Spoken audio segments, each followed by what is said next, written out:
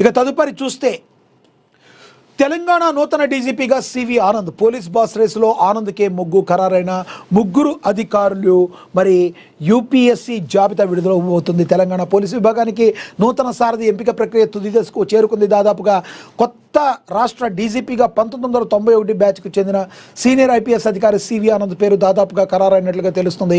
దీనికి సంబంధించి ప్రభుత్వం నుంచి అధికారిక ఉత్తర్వులు వెలువడమే తరువాయిగా కనిపిస్తుంది. కేంద్ర పబ్లిక్ సర్వీస్ కమిషనర్ నుంచి రాష్ట్ర ప్రభుత్వానికి అందిన ముగ్గురు సభ్యుల తుది జాబితాలో సివి ఆనంద్తో పాటు వినాయక్ ప్రభాకర్ ఆప్టే, సౌమ్య మిశ్రా పేర్లు చోటు చేసుకున్నాయి. సీనియారిటీ, క్షేత్రస్థాయిలో ఉన్న విశేష అనుభవం, రాష్ట్రంలోని శాంతి భద్ర పరిస్థితులపై ఉన్న పట్టు దృష్ట్యా ముఖ్యమంత్రి నాయకత్వంలోని ప్రభుత్వం సివి ఆనంద్ వైపు మొగ్గు చూపుతున్నట్లుగా సమాచారం. గత కొంతకాలంగా కీలక బాధ్యతల్లో కొనసాగుతున్న సివి ఆనంద్కు అటు కేంద్ర సర్వీసుల్లోనూ ఇటు రాష్ట్ర విభాగంలోనూ సమర్థవంతమైన అవగాహన అయితే ఉంది అని మనం గమనించవచ్చు.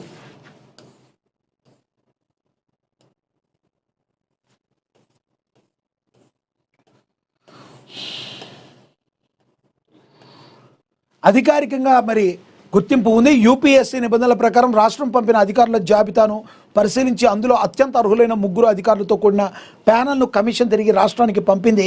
ఈ జాబితాను పరిశీలించిన ప్రభుత్వం రాష్ట్ర పోలీస్ బాస్గా సివి ఆనంద్ నియమించేందుకు సిద్ధమైంది. ఎందుకంటే రాష్ట్రంలో పరిస్థితుల మీద ఆయనకు కొంత అవగాహన ఉంది కాబట్టి సివి ఆనంద్ వైపు మొగ్గు చూపే అవకాశం ఉంది.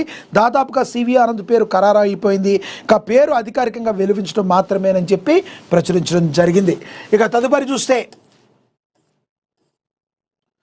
జననాయగన్ లీక్పై చిరంజీవి తీవ్ర ఆందోళన. సినిమాను కాపాడుకోవడం మనందరి బాధ్యత, పైరసీపై యుద్ధం ప్రకటిద్దామని మెగాస్టార్ చిరంజీవి తెలియజేయడం అయితే జరిగింది. ఇక సినీ పరిశ్రమ పైరసీబోతో మరోసారి వణికెత్తిస్తుంది.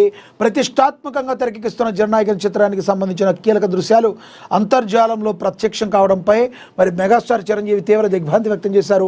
దాదాపుగా 5 నిమిషాల నిడివి గల కీలక సన్నివేశాలతో పాటు ఒక పాట కూడా సామాజిక మాధ్యమాల్లో లీక్ కావడం పట్ల ఆయన ఆందోళన వ్యక్తం చేస్తూ ఇలాంటి ఘటనలు యావత్ చలనచిత్ర పరిశ్రమకు కుదిపేస్తాయని పేర్కొన్నారు. ఎంతోమంది కళాకారులు, సాంకేతిక నిపుణులు అహోరాత్రులు కష్టంతో రూపొందిన సినిమాను ఇలాంటి అక్రమ లీకేజీలు తీవ్రంగా దెబ్బతీస్తాయని, ఇది కేవలం ఒక చిత్రానికి సంబంధించిన సమస్య మాత్రమే కాదని అభిప్రాయపడ్డారు. ప్రతి ఒక్కరూ బాధ్యతగా వ్యవహరించి సినిమాను కాపాడుకోవాలని, లీక్లను ప్రోత్సహించవద్దని చిరంజీవి విజ్ఞప్తి చేశారు. పైరసీని అరికట్టడం ద్వారానే పరిశ్రమ మనుగడ సాధ్యమని, ప్రేక్షకులు కూడా ఇలాంటి వీడియోలను ఇతరులకు షేర్ చేయకుండా సినిమాల పట్ల తమకున్న గౌరవాన్ని చాటుకోవాలని కోరారు. మరోవైపు ఈ లీకేజ్ వ్యవహారంపై చిత్ర నిర్మాణ సంస్థ ఇప్పటికే తీవ్ర ఆగ్రహం వ్యక్తం చేసింది. దుండగులు ఉద్దేశపూర్వకంగానే చిత్రంలోని ముఖ్యమైన భాగాన్ని బయటపెట్టారని ఆరోపిస్తూ సైబర్ క్రైమ్ పోలీసులకు అధికారికంగా ఫిర్యాదు చేసింది. ఈ ఘాతకానికి బాధ్యులైన వారిని గుర్తించి కఠినంగా శిక్షించాలని కోరుతూ ఆధారాలను పోలీసులకు సమర్పించింది. సినిమా విడుదల కోసం సన్నాహాలు జరుగుతున్న తరుణంలో ఈ అనుకోని పరిణామం చిత్ర యూనిట్ను కలవరానికి గురిచేస్తుంది. ఒక మంచి సినిమాను థియేటర్లో చూసి ఆనందించాలి తప్ప ఇలాంటి లీకేజీల వల్ల సినిమా ఆత్మ దెబ్బతింటుందని పరిశ్రమ వర్గాలు మరి చెప్తున్నాయి. కాబట్టి దయచేసి పైరసీని ఎంకరేజ్ చేయొద్దని మెగాస్టార్ చిరంజీవి చెప్పడం అయితే జరిగిందని ప్రచురించారు. అదేవిధంగా చూసుకుంటే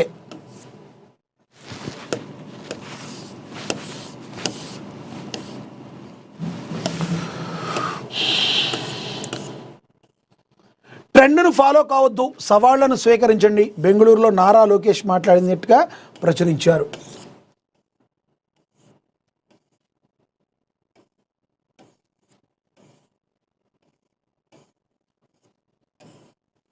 ఉంది, దీని గురించి చదువుదాం.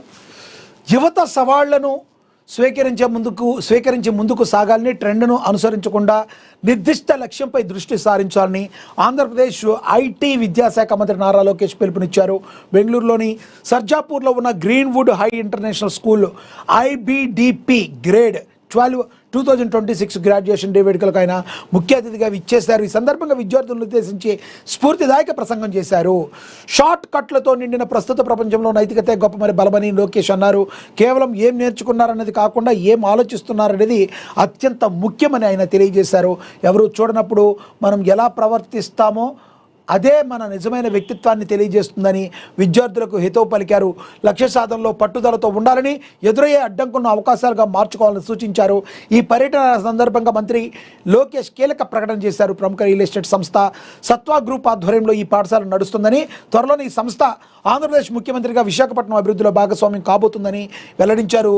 గ్రీన్ ఫుడ్ హై స్కూల్ అంతర్జాతీయ స్థాయిలో పౌరులను మరి తయారు చేస్తుండడం ఎంతో గర్వకారణమని ఆయన ప్రశంసించడం అయితే జరిగింది అని ప్రచురించారు. ఇక తదుపరి చూస్తే అమెరికాతో ఆటలొద్దు, ఇరాన్కు జేడీ వ్యాన్స్ హెచ్చరిక.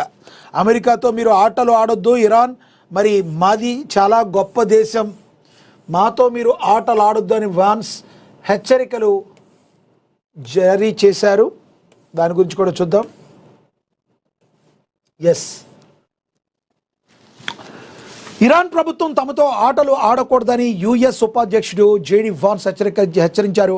టెహరాన్ చిత్తశుద్ధితో నిజాయితీగా చర్చలకు ముందుకు వస్తే తాము కూడా ఖచ్చితంగా స్నేహాస్తం అందిస్తామన్నారు. అలా కాకుండా తమతో ఇరాన్ ఆటలు ఆడాలని చూస్తే మాత్రం పరిస్థితులు వేరుగా ఉంటాయని హెచ్చరించారు.